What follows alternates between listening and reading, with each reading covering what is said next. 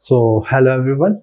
अब इस वीडियो में हम हमारा नया टॉपिक देखेंगे। हम देखेंगे व्हाट इज स्केल डिपोजिशन। ठीक है, बेसिक है, सारा थ्योरेटिकल टॉपिक है, सारी थ्योरेटिकल वीडियो है, इसमें कोई न्यूमेरिकल वगैरह नहीं है।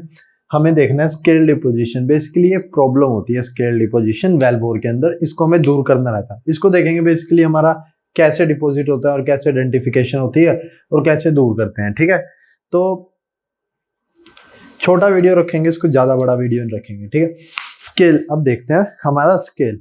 What is scale? हमारा स्केल होता क्या है? आपने अपने घरों में भी देखा होगा, घरों में जो मेरा पानी का पाइप रहता है, पानी का पाइप, प्लास्टिक पाइप रहता है या कोई सा भी पाइप रहता है, या जिनसे वो प्लास्टिक पाइप आते हैं जो मतलब जिनको हम बांध के एक साइड में रख भी सकते हैं या दूर तक मतलब गार्डन वगैरह में यूज करते हैं, वैसे पाइप जो प्लास्टिक ट्रांसपेरेंट पाइप रहते हैं बेसिकली। और वो स्टार्टिंग में जब हम नया लेके आते हैं तो बिल्कुल ट्रांसपेरेंट रहते हैं। स्टार्टिंग में बिल्कुल नया लेके आते हैं, बिल्कुल ट्रांसपेरेंट रहते हैं, हम उनके थ्रू देख सकते हैं। पर वक्त के साथ क्या होता है, वो धुंधले होने लग जाते हैं, उनकी वॉल्स पे कुछ डिपॉजिट होने लग जाता है। देखा होगा अगर आपने, उनकी वॉल पे कुछ डिपॉजिट होने लग जाता है और ट्रांसपेरेंट नहीं रहते। कुछ समय बाद होता है, हर एक पाइप के साथ यही होता है, वो कुछ समय बाद क्या ट्रांसपेरेंट नहीं रहते। बेसिकली वही मेरा स्केल डिपॉजिट हो रहा है। ठीक है, वो मेरा क्या हो रहा है, स्केल डिपॉजिट हो रहा है पाइप वॉल्स पे। हर एक जगह होता है, पानी वगैरह में भी। यही सेम चीज मेरी नीचे किस में होती है, वेलबोर में होती है। वेलबोर में भी तो ऑयल फ्लो कर रहा है, वो तो नीचे फॉर्मेशन से आ रहा है, ये तो फिर भी फ्रेश वाटर सोर्स से पानी आता है मेरा, तो उसमें तो और ज्यादा सॉल्ट्स रहते हैं। तो स्केल बेसिकली वो सॉल्ट होते हैं, सॉल्ट्स जो मेरे डिपॉजिट होते हैं वो सॉल्ट्स होते हैं। Salt in the sense NaCl हो गया, CaCl2 या फिर CaCO3, ये चीज होती है। सॉल्ट्स जो होते हैं ना मेरे, बेसिकली ये सॉल्ट्स मेरे क्या होते हैं, डिपॉजिट होते हैं, NaCl वगैरह। तो ये डिपॉजिट होने लग जाते हैं वॉल्स पे। यही सेम मेरा नीचे वेलबोर में होता है। वेलबोर में भी मेरा फॉर्मेशन में क्या, वहां पे तो फ्रेश वाटर तो है नहीं, ब्राइन है और ऑयल के साथ मेरा सॉल्ट रहता है बहुत अच्छा खासा। तो जो भी मेरा मिक्सचर वगैरह रहता है वो सारा क्या, अगर मैं प्रोड्यूस कर रहा हूँ फॉर्मेशन से, तो नीचे से साथ सीधी बात है वेलबोर में भी आएगा। वो वेलबोर में कहाँ, ट्यूबिंग पे डिपॉजिट होने लग जाएगा मेरी सेम जैसे मेरा पैराफिन और एस्पाल्टिन था ना, वैसे ये भी स्केल क्या डिपॉजिट होने लग जाएगा। ठीक है, तो बेसिकली स्केल अब मेरे को पता लग गया मोटा मोटा आइडिया कि क्या होता है स्केल। अगर कोई पूछे what is scale, it is a crystallization of a salt. मतलब क्रिस्टल्स बन जाते हैं किसके, सॉल्ट के, क्रिस्टलाइजेशन ऑफ सॉल्ट। ठीक है, क्रिस्टलाइजेशन ऑफ सॉल्ट, क्रिस्टलाइजेशन की स्पेलिंग देख लेना। बस ये मेरी इसकी डेफिनेशन होती है स्केल डिपोजिशन की। ठीक है, हाँ ये देखो पहली लाइन में ये की क्या लिखी है, डेफिनेशन लिखी है, crystallization of salts and minerals from water और ऑयल वेल फ्लूइड। ठीक है, वाटर से भी मेरा निकल जाता है जो मेरे क्रिस्टलाइजेशन। पैराफिन एंड वैक्स मेरे अलग थे, जो हमने पैराफिन एंड वैक्स पढ़े थे वो तो मेरे उसके अंदर ही के थे।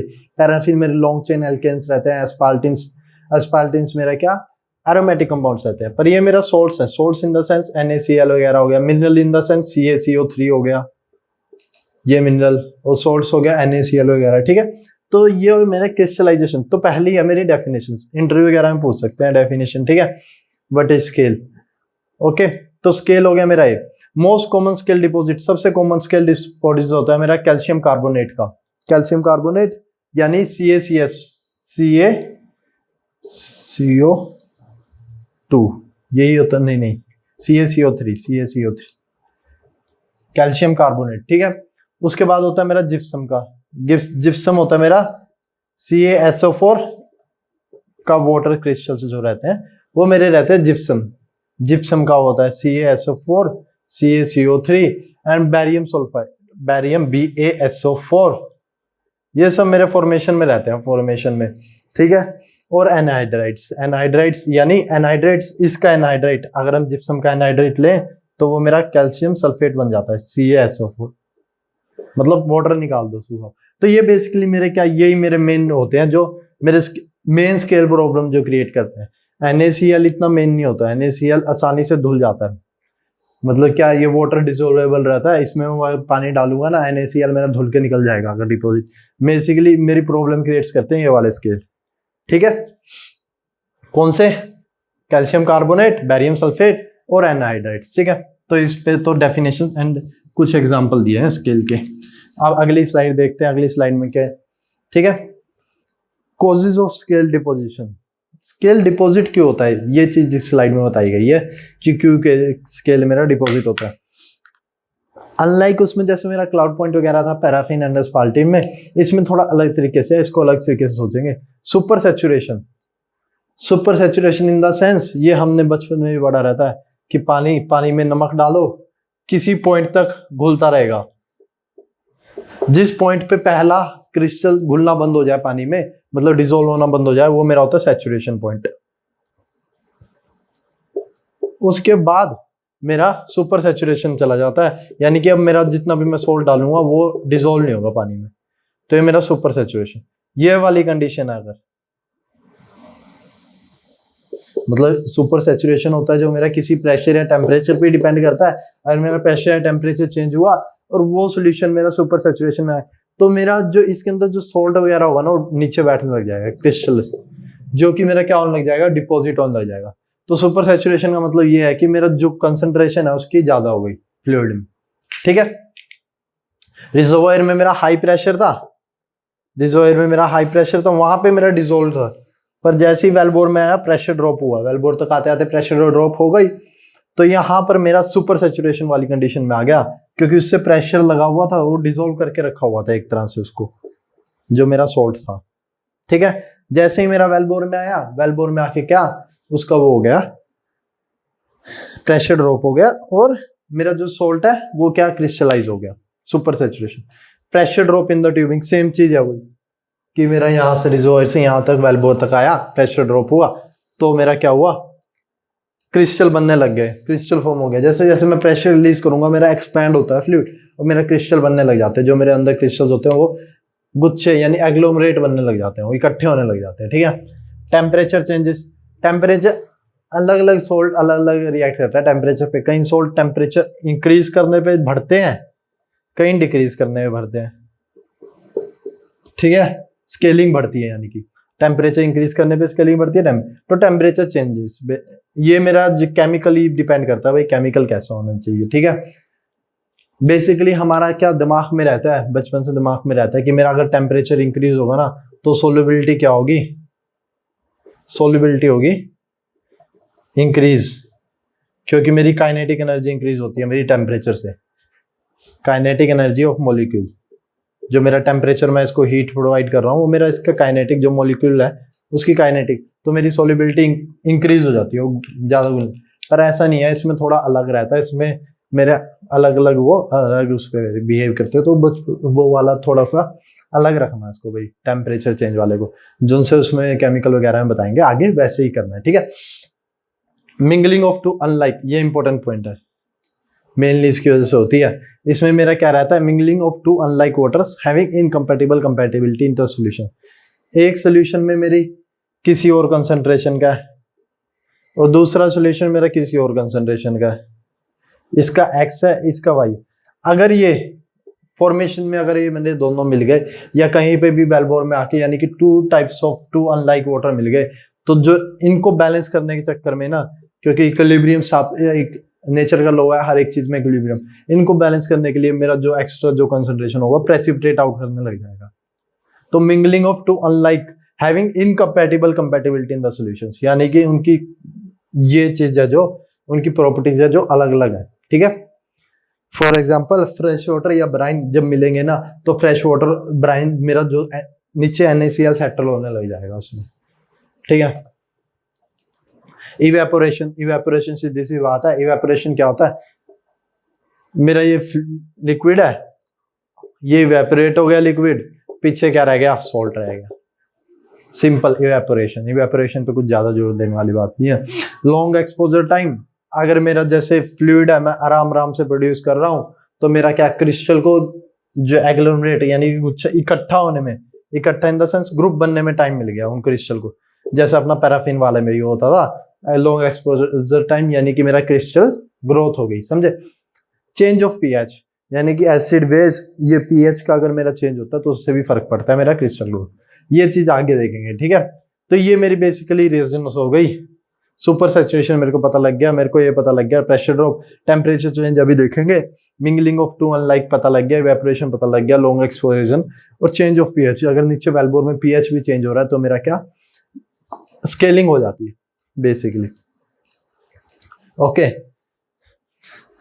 इसको आगे बढ़ते हैं। हाँ, सेम जैसे अपना पैराफिन वाला सिस्टम था, उसमें न्यूक्लिएशन साइट होती थी मेरी स्पाल्टिन या कोई फॉरेन मटेरियल, वैसे ही मेरा इसमें जो स्केल डिपोजिशन है ना, स्केल डिपोजिशन में या तो सुपर सैचुरेशन, एक बार सुपर सैचुरेशन हो गई, सुपर सैचुरेशन से फिर मेरे क्रिस्टल क्या हो जाने लग जाएंगे, सेटल होने की प्लेस देखने लग जाएंगे, तो उनको न्यूक्लिएशन साइट की जरूरत होती है। इसमें मेरी न्यूक्लिएशन साइट रहती है जो मेरे जो सरफेस है ना, सरफेस पे रफ, जहां पे मेरी रफ, यहाँ पे थोड़ा सा अगर ये रफ हुआ ना, रफ सरफेस, वहां पर मेरा सेटल होने लग जाएंगे। तो वहां पर uneven surface of pipe result in initiation of precipitation. सीधी सी बात, अगर मेरा पाइप अनइवन है, अनइवन इन द सेंस ये तो इवन हो गया पर बीच में कहीं ऐसे कुछ करके है पाइप, क्योंकि पूरा इवन तो कभी भी नहीं होता, बीच में ऐसे करके है, हमेशा ज्यादातर रफ ही रहता है। वैसे अगर आप देखोगे तो पाइप के ऊपर हाथ भी मारोगे ना अपनी ट्यूबिंग के ऊपर भी, तो वो भी रफ ही दिखेगी पूरी अच्छी तरह से, वैसे पेंट लगा रहता है ब्लैक कलर।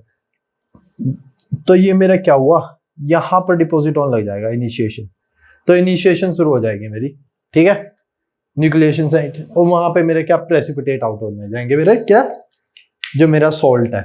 स्केलिंग क्या है मेरा, बेसिकली सॉल्ट की प्रेसिपिटेशन, सॉल्ट या मिनरल्स की। अगली साइड देखते हैं, कैल्शियम कार्बोनेट स्केल। सबसे पहला स्केल आता है मेरा कैल्शियम कार्बोनेट स्केल। अब आप लिखोगे types of scale, types of scale,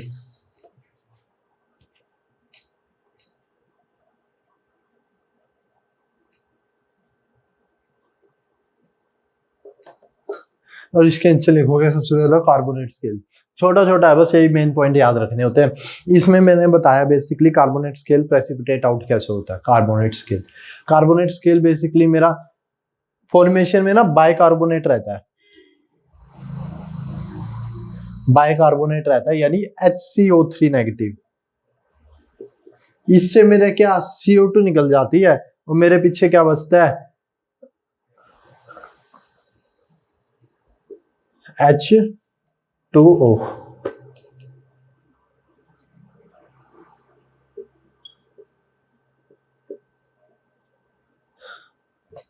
ठीक है, तो मेरा जो calcium carbonate precipitation is usually caused by pressure drop releasing CO2 from bicarbonate solutions. इस कार्बोनेट सॉल्यूशंस का मेरा क्या, मेरे इसमें से मेरा CO2 रिलीज हो जाती है।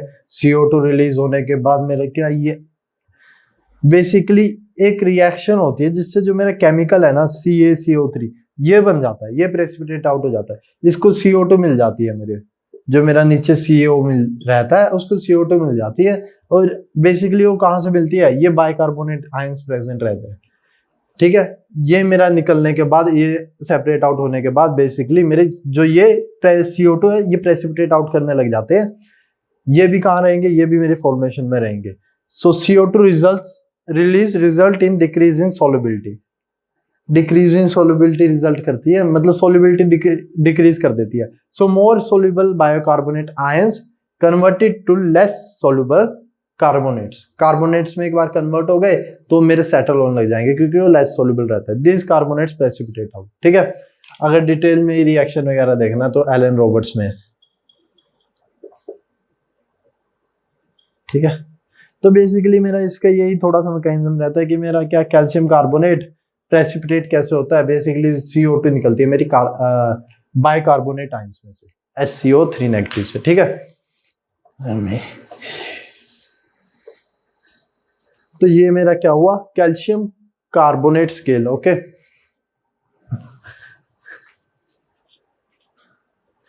अब स्केल प्रेसिपिटेशन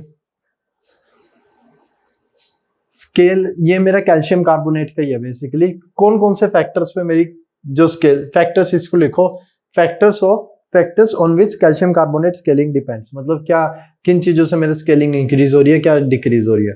तो कैल्शियम कार्बोनेट जैसे जैसे मेरा टेम्परेचर इंक्रीज होगा ना वैसे वैसे मेरा क्या स्केलिंग इंक्रीज होगी, किसकी, कैल्शियम कार्बोनेट की। Shows the effect of temperature on solubility in fresh water of kelvin. With increase temperature. ये फिगर है, एक फिगर, ये आगे दिखाऊंगा मैं। Figure shows the effect of temperature on solubility in fresh water of calcium carbonate. ठीक है, तो स्केलिंग विल इंक्रीज विद, ये पॉइंट है मेरा, scaling will increase with increase temperature.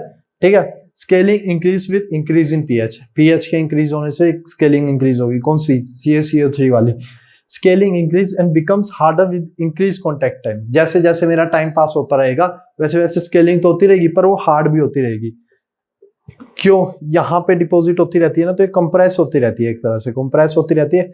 जो इसके अंदर नमी रहती है ना, बेसिकली वाटर रहता है, वो लूज होता रहता है बाहर की, तो ये मेरी हार्ड हो जाएगी समय के साथ। ठीक है, टाइम के साथ। Scaling decrease as total salt content of water increases to a concentration of 120 of water. Further increase in NaCl result, ये क्या है? Concludes decreases CaCO3 solubility and scaling increases. यानी कि मेरा वही सुपर सैचुरेशन वाला पॉइंट है कि मेरा अगर NaCl आ गया इसमें, देखो NaCl की कंसंट्रेशन पे भी डिपेंड करता है। ठीक है, अगर मेरा NaCl की कंसंट्रेशन इससे कम है तब तो ठीक है, पर अगर इससे ज्यादा हुई तो मेरा जो CaCO3 है ना, एक तरह से सोल्ट, ये दोनों चीजें सोल्ट ही है। अभी इसमें आधा NaCl प्रेजेंट है, आधा CaCO3 प्रेजेंट है। ठीक है, आधा NaCl प्रेजेंट है, आधा क्या है? CO। और मेरी अगर NaCl की कंसंट्रेशन बढ़ने लग गई तो इसको और जगह देनी पड़ेगी, तो मेरा CaCO3 सेटल हो जाएगा नीचे। CaCO3 मेरा प्रेसिपिटेट आउट हो जाएगा, उसकी सोल्युबिलिटी डिक्रीज हो जाएगी। क्यों? NaCl को उसको ज्यादा जगह देनी पड़ेगी। Scaling increase with increase in turbulence. जैसे पैराफिन में मेरी टर्बुलेंस हम बढ़ाते थे तो उसमें पैराफिन डिपोजिशन घटता था, पर CaCO3 में मेरा क्या इंक्रीज होगा। ठीक है, तो ये मेरा था CaCO3 के कैसे वेरी करता है मेरा। ओके, अब नेक्स्ट स्केल देखते हैं अपना। इसमें टेम्परेचर का था, टेम्परेचर का ग्राफ जो मैं बोल रहा था ये वाला देखो, ये है कैल्शियम कार्बोनेट ppm। ठीक है, और ये है मेरा टेम्परेचर। अब जैसे जैसे मेरा टेम्परेचर इंक्रीज, ये मेरा है पहले मान लो 90, ये 100 है, 100 एक एक डिवीजन 10 की है, 90 80 70 60। ये टेम्परेचर लिखा हुआ है 0 40 80 120 160 200 242 है। और ये मेरा कैल्शियम कार्बोनेट 0 20 40 60। अगर दिख ना रहा हो तो अपनी कॉपी में बना लेना, सिंपल बना लेना चाहिए। कैल्शियम कार्बोनेट फिगर से लाने की होनी, कैल्शियम कार्बोनेट ppm यानी सोल्युबिलिटी। पहले मेरी 90 थी किसी टेम्परेचर पे, जैसे जैसे मैं टेम्परेचर बढ़ा रहा हूँ तो सोल्युबिलिटी कम हो रही है, अब 60 होगी, अब 60 पार्ट्स पर मिलियन ही सोल्यूबल है। तो ऐसे सोल्युबिलिटी मेरी क्या कम होती रहेगी, और क्या स्केलिंग बेसिकली मेरी क्या बढ़ रही है। तो ये ग्राफ रहता है। ठीक है, तो ये था मेरा किसका? CaCO3 का, यानी कैल्शियम कार्बोनेट स्केल। अब एक और अगला स्केल आता है मेरा जिप्सम और एनहाइड्राइट। जिप्सम यानी CaSO4.2H2O और कैल्शियम सल्फेट यानी एनहाइड्राइट ऑफ जिप्सम। ठीक है, ये बेसिकली मेरी मेनली होते हैं किससे? टू अनलाइक वाटर, जिनमें एक में मेरा कैल्शियम आयन है और एक में मेरा सल्फेट। मैंने बोला था ना जैसे प्रॉपर्टीज चेंज होती है, मैंने बोला था, मैंने वहां पर कंसंट्रेशन करके बताया था, मैंने वहां पे प्रॉपर्टीज भी बोला था, दोनों चीजें बोली थी। मैंने बोला था कि अगर इन दोनों की प्रॉपर्टीज भी मेरी क्या होगी, अलग होगी। बेसिकली एक में मेरा क्या कंसंट्रेशन कैल्शियम आयन की ज्यादा है और एक में मेरा किसकी, सल्फेट की है ज्यादा।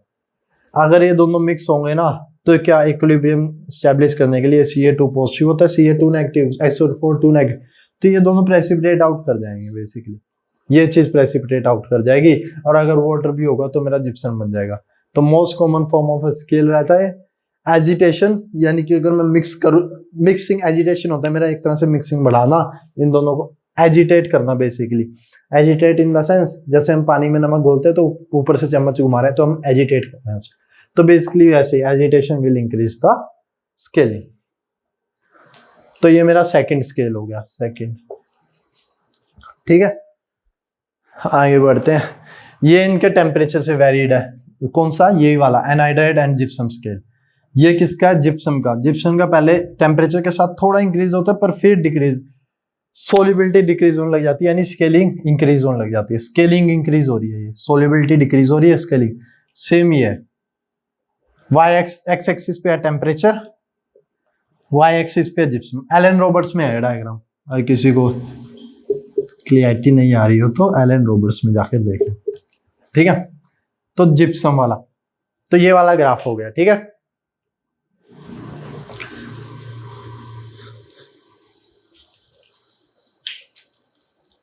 अब तीसरे आते हैं मेरे सल्फेट स्केल। सल्फेट स्केल ये भी मेरे टू अनलाइक वाटर होने से ही, क्या mingling of two unlike water जिनमें मेरा बैरियम बेसिकली और सल्फेट आयंस प्रेजेंट हो और मेरे क्या मिक्स हो जाए तो मेरे प्रेसिपिटेट आउट कर जाते हैं बैरियम एंड सोडियम सल्फेट, ठीक है। ये स्ट्रोंशियम है। Scaling increases with decrease in temperature. Calcium carbonate और ये इनसे पिछले दो स्केल थे ना, वो इंक्रीज हो रहे थे विद इंक्रीज इन टेम्परेचर, पर ये क्या होती है, डिक्रीज होती है with increase in temperature. Increase in temperature के साथ क्या होती रहती है, डिक्रीज होती रहती है। Most concern is with this scale is radio.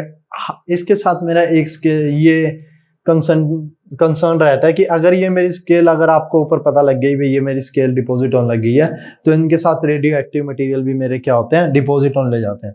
इसके आइसोटोप्स रहते हैं, स्ट्रोंशियम के आइसोटोप्स, वो रेडियो एक्टिव रहते हैं बेसिकली। और ये अगर कोई और भी रेडियो एक्टिव मटेरियल रहता है बेसिकली, वो मेरा क्या डिपॉजिट होने लग जाता है। ये इसका मेन है। ये बेसिकली मेरे इनर्ट स्केल होते हैं, ये आगे पढ़ेंगे हम, इनको जब रिमूव करना है तरीका आता है उसमें पढ़ेंगे, ठीक है। तो ये बेसिकली मेरे सल्फेट स्केल होते हैं ना, जो इनर्ट स्केल होते हैं, मतलब ये रिएक्ट नहीं करते किसी के साथ, हमें मैकेनिकल मेथड यूज करना पड़ता है निकालने के लिए। और ये मेरा नेक्स्ट स्केल आता है, नेक्स्ट स्केल आता है मेरा NaCl। सबसे आसान स्केल है NaCl। NaCl यानी अपना जो नमक रहता है, नमक NaCl ही रहता है जब ब्राइन वगैरह। तो बेसिकली अगर मेरा सुपर सैचुरेशन हो जाए या इवेपोरेशन हो जाए पानी की, तो मेरा क्या सॉल्ट, क्या सुपर सैचुरेशन आपको बता दिया और इवेपोरेशन बता दिया, तो सॉल्ट मेरा क्या नीचे डिपॉजिट होने लग जाता है, ठीक है। डिपॉजिट होने के साथ वो क्या समय के साथ मेरा बढ़ता चला जाता है, क्या can be quite severe near the bottom of the tubing. Bottom of the tubing पे नीचे एक तरह से बहुत ज्यादा, कई बार बहुत ज्यादा वो डिपॉजिट हो जाता है, एक तरह से ढेरी लग जाती है, एक तरह से अच्छी खासी क्वांटिटी में मेरा बॉटम होल में काफी इसकी प्रॉब्लम रहती है। ये क्या हो जाता है, इकट्ठा हो जाता है, पर इसको निकालना आसान है। बेसिकली वाटर सर्कुलेट आउट करो, ऊपर से वाटर सर्कुलेट आउट करो। NaCl क्या सुपर सैचुरेशन से एक बार सैचुरेशन से नीचे आया कंसंट्रेशन, तो मेरा उसमें डिसॉल्व होकर ऊपर वाटर से क्या आउट हो जाएगा NaCl, ठीक है। फिर आता है मेरा आयरन स्केल। ये मेरा लास्ट स्केल है, हाँ आई गेस लास्ट स्केल है आयरन स्केल। हाँ आयरन स्केल मेरा, और भी तरह के स्केल्स होते हैं पर मेन स्केल मेरे यही है, iron scale. Iron scale basically हो गया मेरा आयरन ऑक्साइड या फिर आयरन सल्फाइड, FeS2 FeS, ये फॉर्मूला देख लेना, FeO FeO2 रहते हैं, FeS2 रहते हैं, जो भी रहता है। तो मेरे ये बेसिकली मेरे क्या स्केल्स, ये मेरा मेनली क्या है, रस्ट।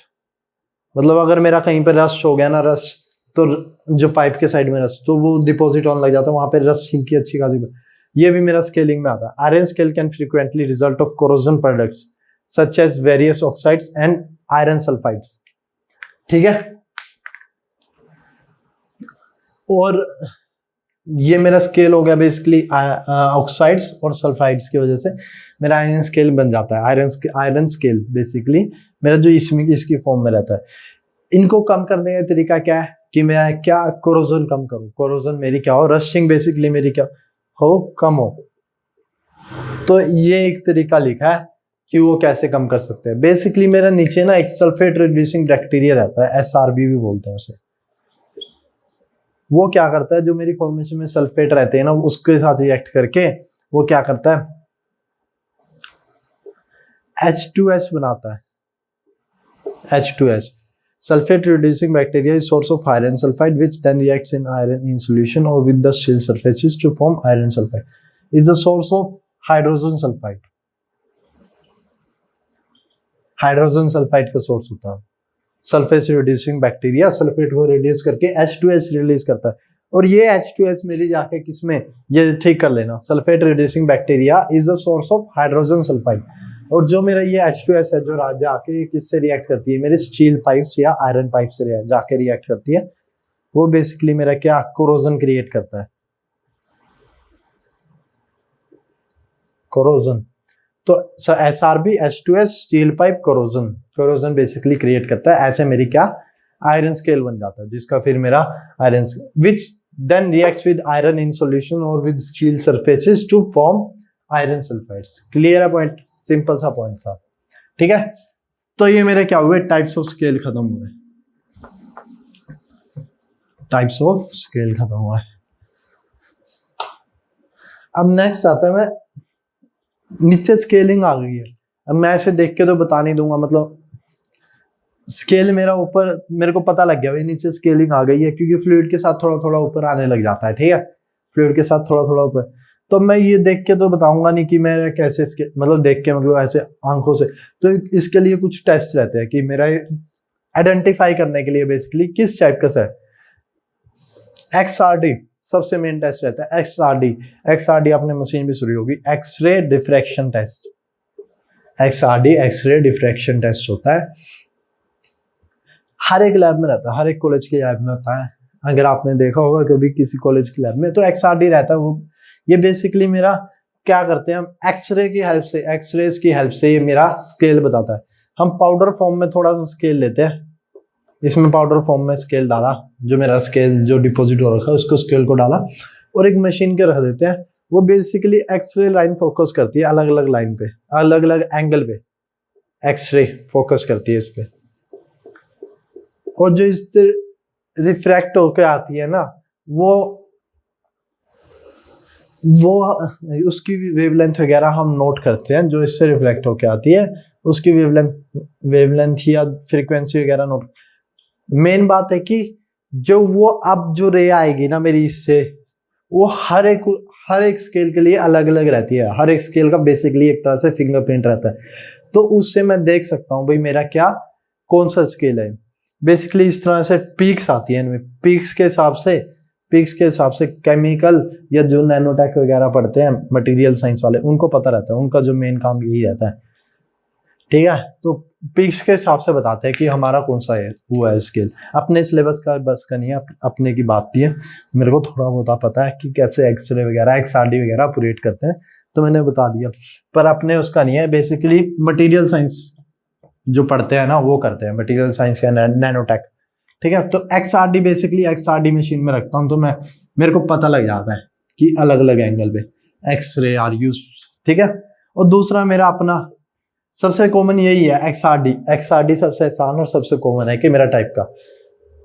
अरे कोई पूछे how to identify the scale, तो सबसे पहले बोलोगे using X-rays in XRD machine, ठीक है। और दूसरा पॉइंट बोलोगे केमिकल एनालिसिस यानी कि अलग अलग केमिकल के साथ रिएक्ट करके देखना कि कैसे कैसे प्रॉपर्टीज चेंज हो रही है, और उसके हिसाब से बताना कि मेरा कौन सा स्केल है, ठीक है। केमिकल एनालिसिस, तो केमिकल एनालिसिस वगैरह भी XRD भी हम डीप में नहीं पढ़ेंगे, हमें बेसिकली ये देखना था कि कैसे आइडेंटिफाई करते हैं, ये केमिस्ट का काम रहता है, केमिकल एनालिसिस। अब स्केल रिमूवल की बात आती है, तो स्केल रिमूवल कैसे करेंगे, how to remove the scale. तो अपने पास दो मेथड रहते हैं, एक तो मैकेनिकल स्क्रैपर या मिलिंग टूल यूज करके, सिंपल सी बात है स्क्रैपर। ये बेसिकली मैं इनर्ट उस पे यूज करता हूँ, जो इनर्ट स्केल होते हैं, जो मैंने बताया था sulphate, barium sulphate and strontium sulphate, इन पे यूज करता हूँ मैकेनिकल मेथड इनर्ट, यानी कि मिलिंग वगैरह करके, ठीक है। इनर्ट स्केल्स होते हैं।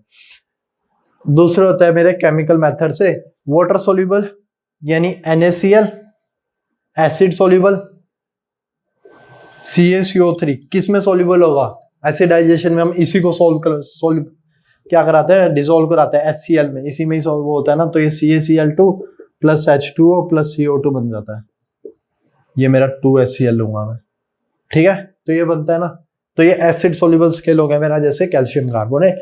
और सोल्यूबल इन केमिकल्स, ये दूसरे टाइप के स्केल रहते हैं, जो मेरे ना पानी में घुलते हैं ना एसिड में घुलते हैं, पर किसी डिस्पर्जन टाइप वगैरह उसमें घुल जाते हैं, और मतलब सोल्यूबल हो जाते हैं, घुलना मतलब सोल्यूबल होना। तो उससे मैं क्या कर लेता हूँ, प्रोड्यूस कर लेता हूँ। तो ये मेरा स्केल रिमूवल हो गया, ठीक है। Mechanical method use for BaSO4 strontium sulphate, milling या फिर जेटिंग होता है मेरा, मतलब सैंड लेडन फ्लूइड, मतलब जो फ्लूइड होता है पानी से हम पूरे अच्छे खासे प्रेशर पे नोजल के थ्रू मारते हैं, एक जेट मारते हैं बेसिकली, जेट एक तरह से धुल देता है वो उसको, प्रेशर से जब हम जेट मारते हैं किसी फ्लूइड का तो उसको क्या कर देता है, उसको वॉश आउट कर देता हूँ स्केल को। तो ये मेरा मैकेनिकल मेथड हो गया। और ये बेसिकली मैंने एक तरह से क्या समराइज, ये फिगर है उसकी एलन रॉबर्ट्स की है कि मेरा कौन सा स्केल कैसे कैसे करता है। जो उनसे मैंने स्केल पढ़ाया है वो इम्पोर्टेंट है, फालतू स्केल पढ़ने की ज़्यादा जरूरत नहीं है, ठीक है। तो सोडियम क्लोराइड NaCl ये मेरा वाटर सोल्यूबल स्केल हुआ, ये इनके वाटर से मेरा क्या सर्कुलेट आउट कर दो। Acid soluble scale CaCO3 FeCO3 FeS iron sulphide, हाँ FeS ही होता था जो मैं बोल रहा था, FeS2 नहीं FeS ही होता है, और Fe2O3 और Fe3O4 ये आयरन ऑक्साइड से आते हैं मेरे, ठीक है। एक हेमेटाइट से आता है, एक मैग्नेटाइट से आता है। तो ये बेसिकली मिनरल नेम्स हैं, कौन कौन से मिनरल से नीचे फॉर्मेशन से आ रहे हैं ये सोर्स जो कि आके मेरे डिपॉजिट हो जा रहे हैं, और इनको मैं कैसे डिसॉल्व करके निकालूंगा। तो वाटर सोल्यूबल स्केल हो गया NaCl, एसिड सोल्यूबल यानी कि एसिड में सोल्यूबल होके ये वाले स्केल्स निकल जाएंगे। और जो बाकी मेरे मेनली जो रहते हैं इनर्ट स्केल जो कि एसिड में सोल्यूबल नहीं होते, उनको बेसिकली मैं मैकेनिकल मेथड से निकालता हूँ, वो मेरे सल्फेट स्केल्स ही रहते हैं। बैरियम, स्ट्रोंशियम और CaSO4 जिप्सम हो गया, एनाइड्राइड हो गया, स्ट्रोंशियम सल्फेट हो गया, बैरियम सल्फेट हो गया, और कौन सा, हाँ बस यही है, ठीक है। एलन रॉबर्ट्स में आई फिगर, बस इतना ही था स्केल में, ठीक है। तो स्केलिंग बेसिकली मेरा यहाँ पे खत्म हुआ। एक और चीज आपको एक बार इमेज दिखा देता हूँ कि स्केलिंग किस हद तक खतरनाक होती है। देखो ये मेरी ट्यूबिंग है, और ट्यूबिंग के अंदर इतना सा होल बचा, बाकी ये जितना भी है ना मेरा स्केल डिपोजिशन होगा। तो समझ रहे हो कितना हद तक प्रोडक्शन लॉस या कितना हद तक ट्यूबिंग वियर करता होगा, ट्यूबिंग का वेट भी बढ़ा देता होगा कितना हद तक, और अपना फ्लो तो आ ही नहीं रहा, फ्लो तो लॉस हो ही गया जो मेरी प्रोडक्शन है। मेरी कितना अच्छा खासा डिपॉजिट हो गया, ये बीच में छोटा सा होल छोड़ा है, ये ट्यूबिंग का, ये उसका एक कटिंग सेक्शन है ट्यूबिंग का, कट करके रखा हुआ है एक पीस, ठीक है। स्केल कितना, तो इतने हद तक होता है मेरा स्केल डिपॉजिट, ठीक है। तो बेसिकली मेरा क्या हुआ, स्केल खत्म हुआ। स्केलिंग में अपने को इतना ही पढ़ना है। अगर आपको थोड़ा सा और ज्यादा पढ़ना है तो एलन रॉबर्ट्स गेट के लिए मोर देन इनफ था जो मैंने पढ़ा, ठीक है। तो इस वीडियो में स्केलिंग खत्म। इस वीडियो के लिए थैंक यू।